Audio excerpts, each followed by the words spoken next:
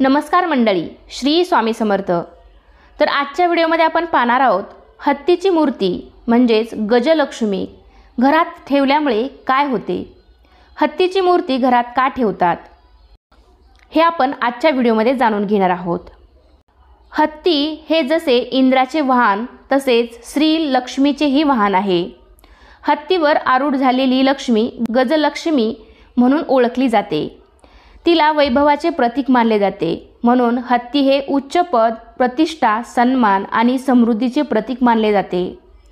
वास्तुशास्त्रात हत्तीला अत्यंत महत्त्वाचा दर्जा देण्यात आला आहे। वैवाहिक जीवनाचा आनंद आणि प्रेम बहरत राहावे यासाठीही गजमूर्तीचा पर्याय सांगितला जातो। आपले वर्तमान आणि भविष्य कसे असणार आहे हे आपल्या मेहनतीवर आणि नशिबावर अवलंबून असते। मेहनत तर आपण करतोच, पण त्याला बाप्पाचे शुभाशीर्वादही मिळावेत, म्हणून वास्तुशास्त्रात याविषयी अनेक महत्त्वाच्या गोष्टी सांगण्यात आल्या आहेत। वास्तुशास्त्रानुसार अशा अनेक गोष्टी आहेत ज्यांना घरात ठेवल्याने आयुष्य सकारात्मक वळण घेऊ लागते आणि अनेक चांगल्या घटना आपल्या आयुष्यात घडून लागतात। यामुळे कुटुंबाला आर्थिक बळ तर मिळतेच, पण आरोग्यही चांगले राहते। आपल्या हिंदू धर्मात आणि आपल्या संस्कृतीत अष्टलक्ष्मीपैकी गजलक्ष्मी ही महत्त्वाची देवता मानली जाते आणि आपण गजलक्ष्मी म्हणजेच हत्तीची मूर्ती घरात ठेवल्यामुळे आपल्याला काय फायदा होतो आणि ती का आणि कुठे ठेवावी व ती कोणत्या धातूची असायला हवी व त्याचप्रमाणे ती ठेवण्याची योग्य दिशा कुठली अशी संपूर्ण माहिती या व्हिडिओच्या माध्यमातून आपण आज पाहणार आहोत। त्यामुळे व्हिडिओ शेवटपर्यंत नक्की पहा। चॅनेलवरती नवीन असाल तर चॅनेलला नक्की सबस्क्राईब करा। तर मंडळी, वास्तुशास्त्रात हत्तीला खूप शुभ मानले गेले आहे। शास्त्रामध्ये या प्राण्याचा संबंध विघ्नहर्ता गणपती बाप्पा आणि धनाची देवी माता लक्ष्मी यांच्याशी जोडलेला आहे। आपल्या अनेक हिंदू पौराणिक कथांमध्ये हत्तीच्या मूर्तीला महत्त्वपूर्ण स्थान दिले गेले आहे आणि अनेक लोक शक्ती, अखंडता आणि सामर्थ्य दर्शवण्यासाठी सुद्धा अनेक वेळा घर सजवण्यासाठी सुद्धा या मूर्ती घरात ठेवतात। शास्त्रानुसार हत्तीच्या आकृतीचे स्वतःचे महत्त्व आहे। घरामध्ये सकारात्मकता कायम टिकून राहण्यासाठी आणि नकारात्मकता घालवण्यासाठी लोक हत्तीचे पुतळे मातीचे किंवा चिनी मातीचे किंवा फोटो घरामध्ये लावतात, कारण हत्ती हे समृद्धी आणि आनंदाचे प्रतीक सुद्धा मानले गेलेले आहे आणि यामुळेच आपल्या संस्कृतीत हत्तीची पूजा केली जाते आणि हत्ती त्याच्या शक्ती आणि बुद्धिमत्तेसाठी देखील हत्तीला ओळखले जाते आणि म्हणूनच घर, ऑफिसमध्ये हत्तीची मूर्ती ठेवणे वास्तुशास्त्रानुसार अतिशय शुभ मानले जाते। हत्तीची मूर्ती घरात ठेवल्याने आपल्याला काय फायदा होतो व ती कुठे ठेवायची, कुठल्या दिशेला ठेवायची, शास्त्रामध्ये हत्तीला यश आणि शांतीचे प्रतीक मानले जाते। असे म्हणतात की हत्तीची मूर्ती घरामध्ये ठेवल्याने सर्व मनोकामना लवकर पूर्ण होतात। ज्या घरात हत्तीची मूर्ती असते त्या घरावर गणेशाची कृपा राहते। हत्ती हे वैभवाचे प्रतीक आहे।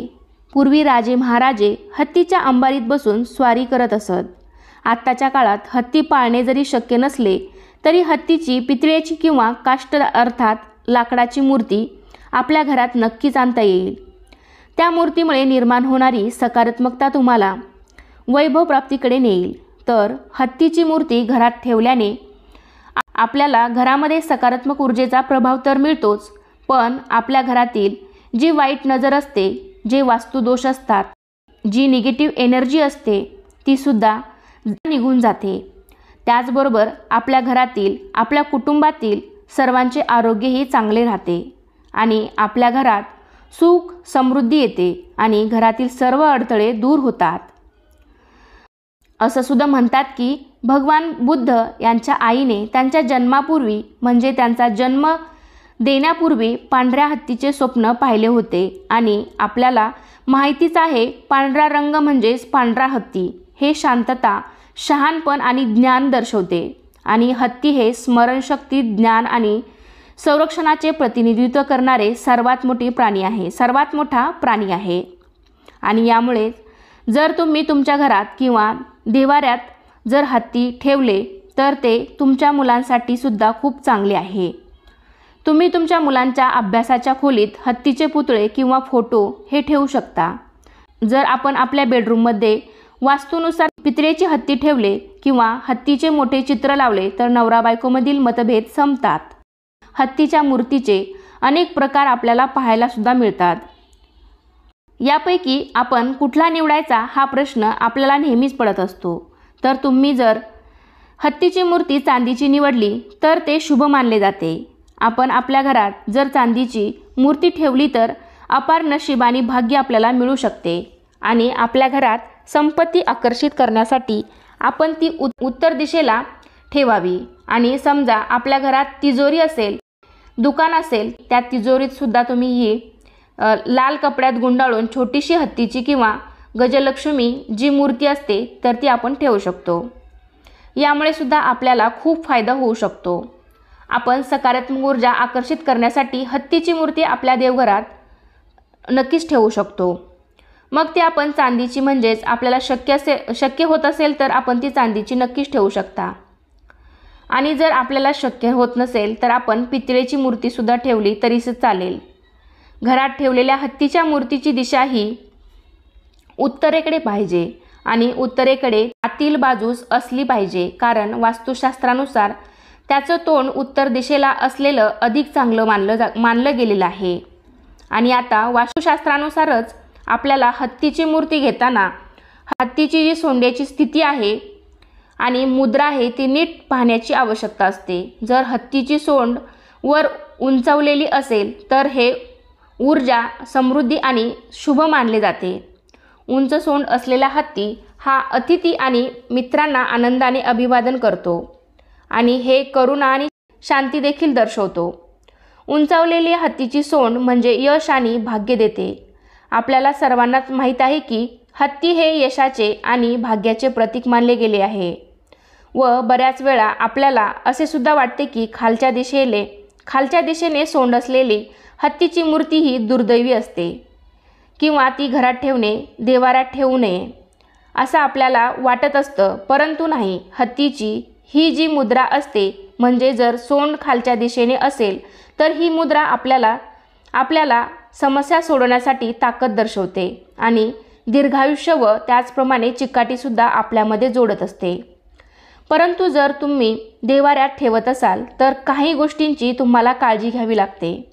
जसे की तुम्ही ती देवाऱ्यात ठेवताना एकतर पितळेची ठेवू शकता किंवा जर तुम्हाला शक्य होत तर तुम्ही ती चांदीची सुद्धा ठेवू शकता. ती मूर्ती ठेवताना भरीव असली पाहिजे व त्याचप्रमाणे ती जड असावी. आणि जर तुम्ही देवाऱ्यात ठेवत असाल तर हत्तीची जी सोंड आहे ती तुम्ही वरच्या दिशेने असेल तर अजून चांगलं, कारण याच्यामुळे असा भाव दर्शवला जातो की लक्ष्मी आपल्याला आशीर्वाद देत आहे. म्हणून जर तुम्ही देवाऱ्यात ठेवत असाल तर हत्तीची सोंड वरच्या दिशेने असावी आणि हत्ती हे चालत असणारे म्हणजेच पाय मागे पुढे असणारे असावेत. आणि त्यात सुद्धा आपण एक काळजी घ्यायची आहे की जो हत्तीचा उजवा पाय आहे तोच आपल्याला पुढे असलेला असायला हवा. आणि आता आपल्याला असा सुद्धा प्रश्न पडला असेल की किती मूर्त्या आपण ठेवायला हव्यात. तर देवाऱ्यात आपण गजलक्ष्मीच्या 2 मूर्त्या या ठेवू शकतो. आणि तुम्ही सर्वांनी या तुमच्या देवाऱ्यात नक्की ठेवा किंवा घरात ठेवा, कारण आपल्याला व आपल्या घराला कोणाची नजर लागत नाही. तसेच आपल्या घरात लक्ष्मी ही नेहमी स्थिर राहते आणि यामुळे आपल्या घरात सकारात्मक ऊर्जा कायम टिकून राहते.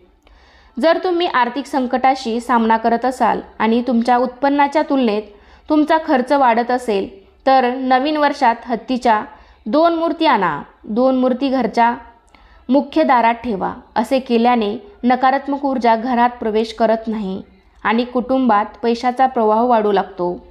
आणि म्हणूनच मी तुम्हाला सांगते की तुम्ही सुद्धा तुमच्या घरात गजलक्ष्मी जी मूर्ती आहे ती अवश्य ठेवा आणि असेल तर ती योग्य दिशेला ठेवा आणि योग्य ठिकाणी ठेवा. त्यामुळे तुम्हाला याचा निश्चितच फायदा होईल. आपण हे तर पाहिलं की हत्तीची मूर्ती कोणत्या दिशेला ठेवायची, कुठे ठेवायची आणि कुठल्या धातूची ठेवायची. परंतु ती आपल्या वास्तूत कुठे ठेवू नये हेही तितकेच महत्त्वाचे आहे. कारण कुठे ठेवायचं त्यापेक्षाही कुठे ठेवू नये हे अधिक जास्त महत्त्वाचं असतं. त्यामुळे आता ते कुठे ठेवू नये ते सुद्धा आपण जाणून घेऊया.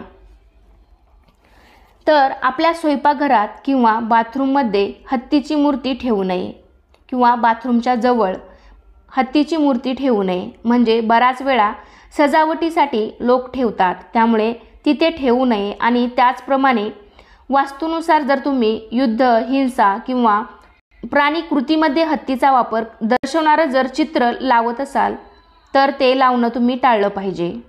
अशी चित्र न लावता म्हणजे हिंसक चित्र लावणं हे सुद्धा चांगलं नसतं, त्यामुळे वास्तूनुसार असे चित्रसुद्धा लावू नये. लक्षात ठेवा की काळ्या रंगाचा हत्तीचा पुतळा कधीही खरेदी करू नका. हा रंग शोक आणि दुःखाचे प्रतीक आहे, त्यामुळे घरातील इतर सदस्य देखील संकटात सापडतात. त्याऐवजी पांढऱ्या रंगाचा हत्ती खरेदी करणे चांगले मानले जाते. यामुळे कुटुंबात सकारात्मक ऊर्जेचा प्रभाव वाढतो. पांढरा हत्ती मिळाला नाही तर राखाडी किंवा तपकिरी रंगाचा हत्ती आणा, मात्र काळा हत्ती आणू नका. श्री स्वामी समर्थ. धन्यवाद.